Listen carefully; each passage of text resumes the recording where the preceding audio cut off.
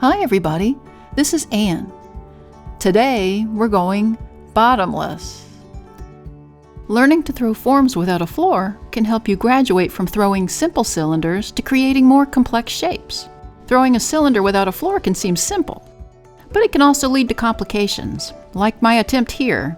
Without the floor, I only had a sliver of clay stuck to the bat, and when I tried to pull up the walls, the clay gave away. One way to avoid that is to leave a little thicker wall around the bottom, which you can trim away after the clay is stiffened up. Second, it may help to begin with a softer clay so you don't have to pull with as much force. A third tip when throwing is to leave a wide enough opening at the top of the piece so you can fit your hand and tools into the cylinder and only trim the floor away right before you wire it off. Now let's make a few forms using this technique. For this first vase, I started by throwing a tall bottomless cylinder with straight walls.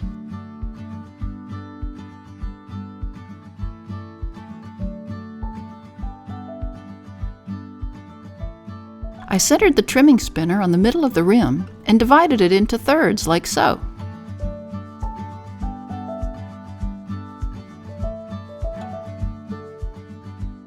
I placed a straight edge up against the vase from each mark on the rim down to the bat and lightly pressed it into the clay.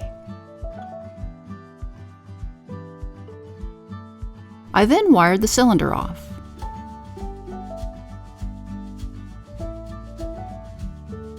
I squeezed the sides of the rim into a triangle shape.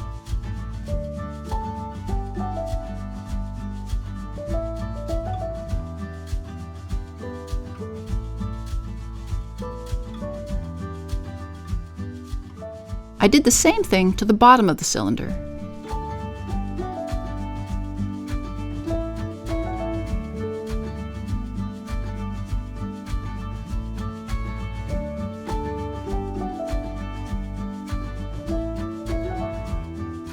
I then took a thin, flat piece of wood and pushed the walls inward until they were straight.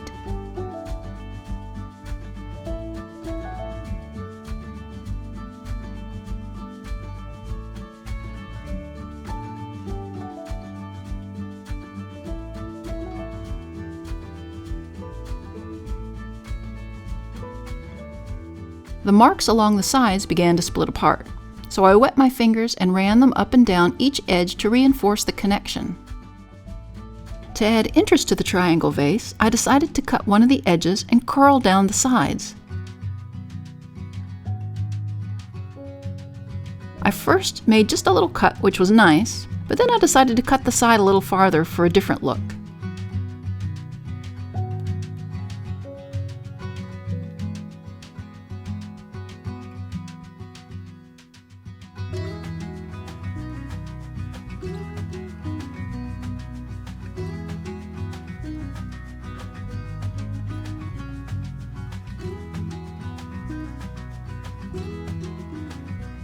To make sure the clay doesn't split any further, I added a decorative clay teardrop in the center.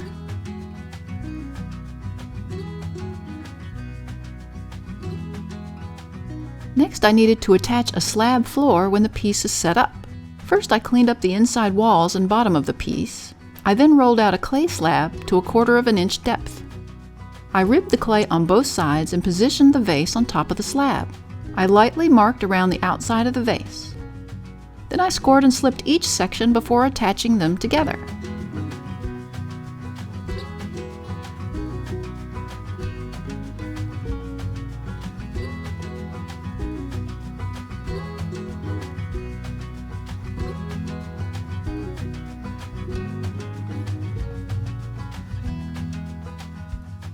I cut the excess clay away and finished the edges up to the vase.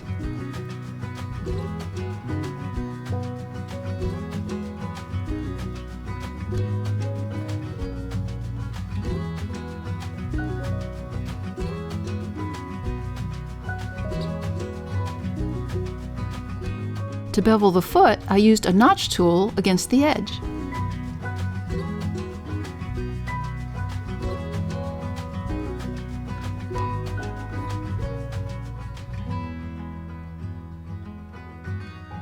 This'll look great with some anniversary roses in it, don't you think, Jim?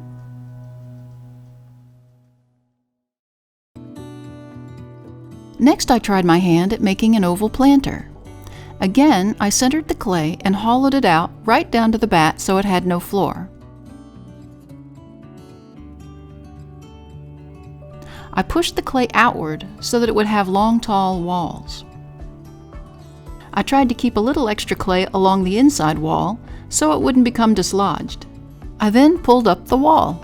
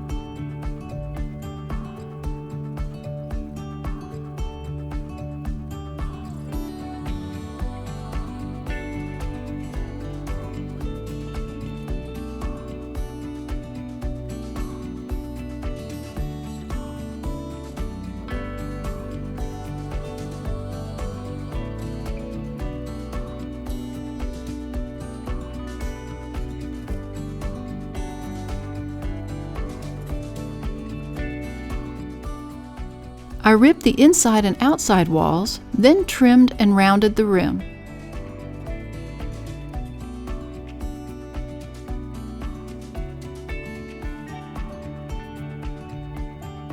I then wired it off the bat.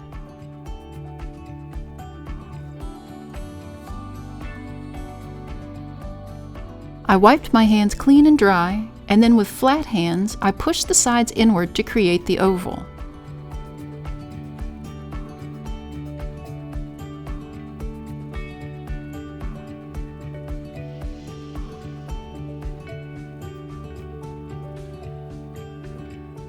I attached a slab floor and made 2 lugs to use as handles.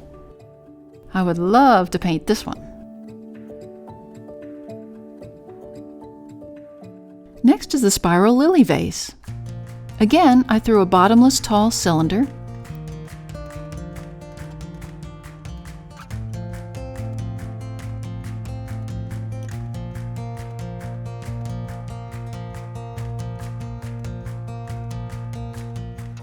I trimmed away the extra clay at the bottom until it was straight up and down. I ribbed the clay smooth. I created a paper template to make cuts for the lily shape. I stuck the template around the cylinder and lightly marked where to cut the clay away from the top of the vase.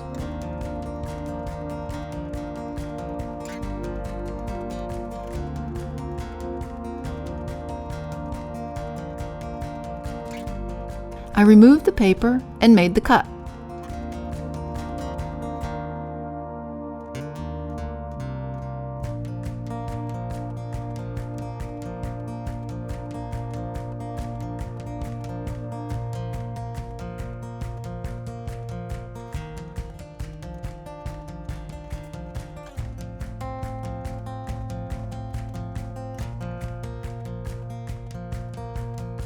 I wet my fingers and ran them around the edges to clean and smooth them.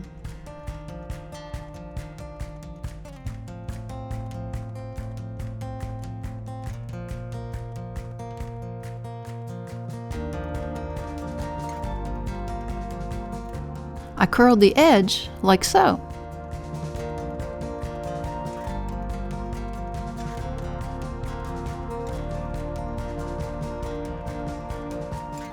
I attached the inner edge to the back wall to form a closed cylinder. I then shaped the vase until it looked like I envisioned.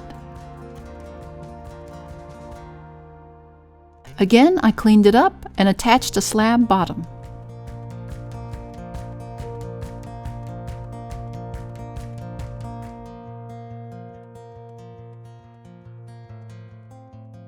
Next, I made a cheese bell.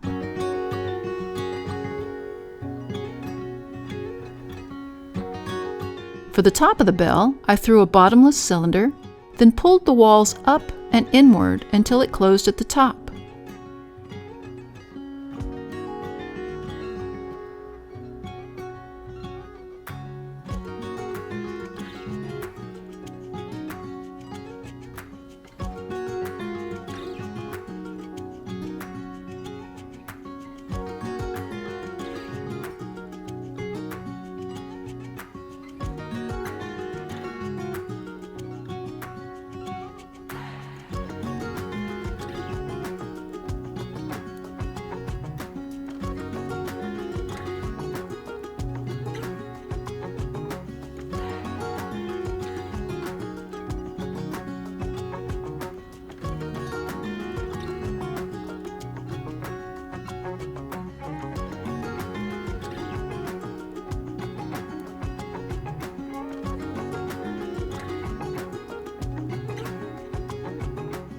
Here's another look. Notice how I cinch in underneath the rim.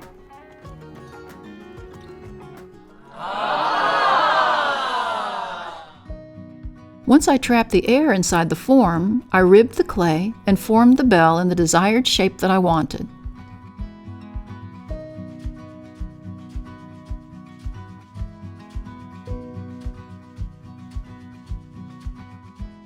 I trimmed away some extra clay, then created a rounded foot with a notched stick.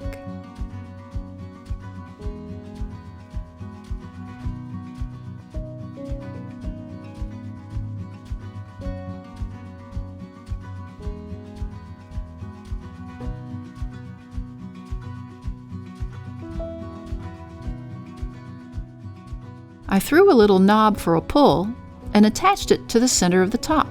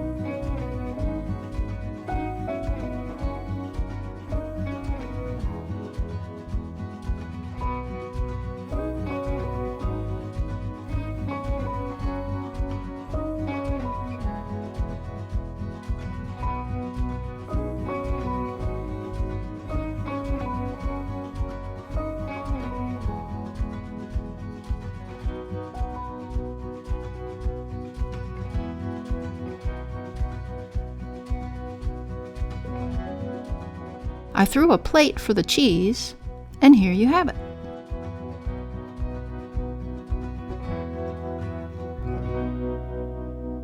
Finally, I made a bottomless chalice. I made this piece in two parts, the base and the bowl top. I threw the base much shorter than the other pieces, but again, without a bottom. I cut off the top and rounded the rim. And then I trimmed the bottom and created a foot with the notched stick.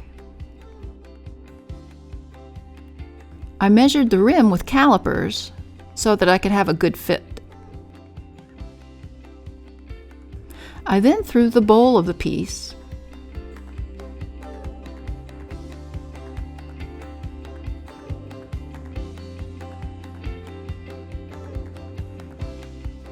I measured the bottom section of the cup to make sure it was large enough to fit against the top of the base.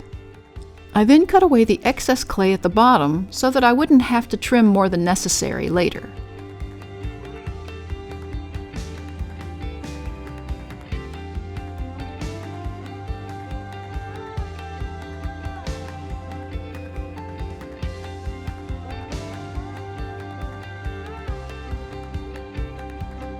I measured the cup one more time to make sure I didn't cut away the width that I needed.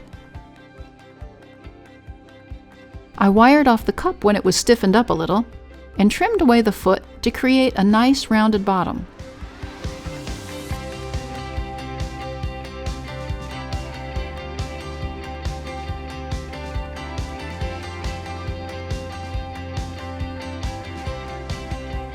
I rounded it and smoothed it with a rubber rib and then wired it off.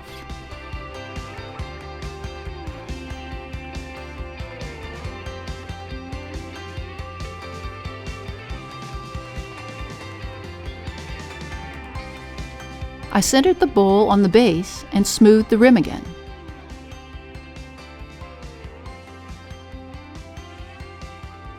To add a little interest to the form, I added one of the textures to the base that we used in the 10 Amazing Textures video. Here's another variation using two different types of clay. As you can see, going bottomless can be freeing and inspiring, and it's a lot cooler in the summer. If you enjoy our videos, I'd really appreciate it if you'd like, share, and subscribe to our channel. See you next time in the studio.